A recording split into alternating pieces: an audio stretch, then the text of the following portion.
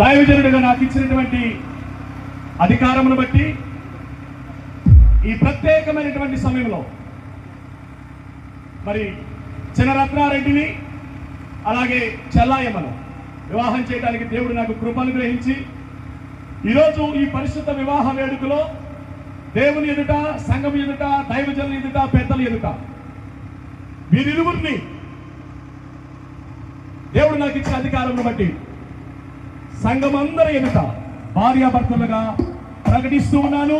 దేవుడు జతపరిచినటువంటి వీరైనను కడమ ఏ వ్యక్తి అయినను వీరి విషయంలో తలదొర్చకుండా వీరి బ్రతుకు కాలమంతయు దేవుని కొరకు మంచి సాక్షులుగా బ్రతుకుతూ అనేక కుటుంబాలకు ఆదర్శంగా ఉండాలని వీరిరువురిని భార్యాభర్తలుగా ప్రకటిస్తూ మీ అందరికీ పరిచయం చేస్తూ ఉన్నాను. అందరూ ఒకసారి గట్టిగా చప్పట్లు కొట్టండి.